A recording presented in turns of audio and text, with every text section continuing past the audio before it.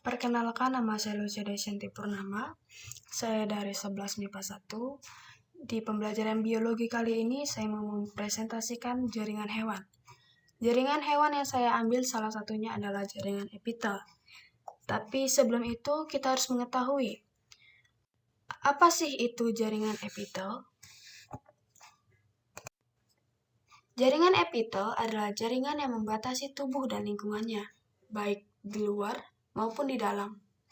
Jaringan epitel berasal dari spesialisasi lapisan ektoderm.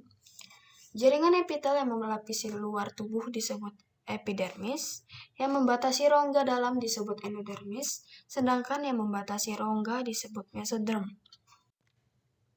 Berikut adalah pembagian dari jaringan epitel.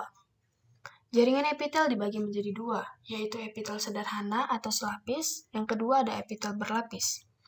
Epitel selapis itu ada pipi selapis, kubus selapis, dan ada batang atau silinder selapis. Sedangkan yang epitel berlapis, dia dibagi menjadi 5.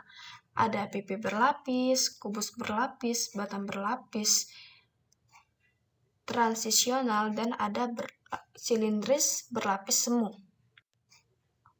Yang pertama, saya akan membahas tentang epitel pipi selapis.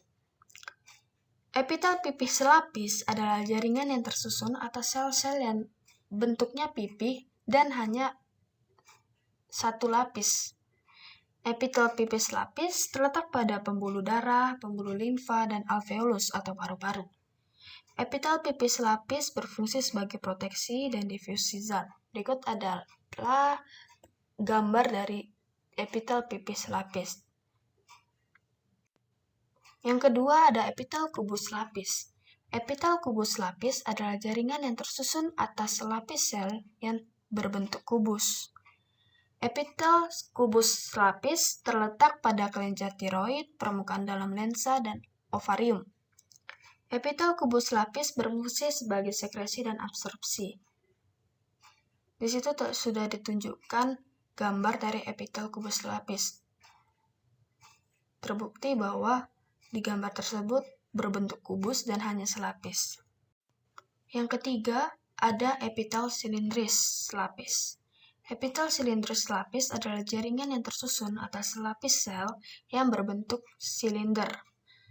Letak dari silindris lapis dibagi menjadi 2, yaitu ada bersilia dan tak bersilia.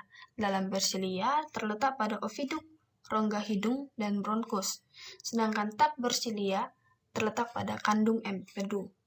Fungsi dari silindris lapis adalah untuk mempermudah penyerapan makanan. Berikut adalah gambar dari silindris lapis. Yang selanjutnya adalah bagian berlapis. Jadi yang pertama ada pipih berlapis. Bedanya sama pipih selapis, pipih berlapis ini tersusun atas beberapa lapisan sel-sel pipih. Terletak di endermis kulit, anus, uretra, kornea, rongga mulut, dan esofagus. Pipih berlapis berfungsi sebagai proteksi ataupun sebagai pelindung. Berikut adalah gambarnya.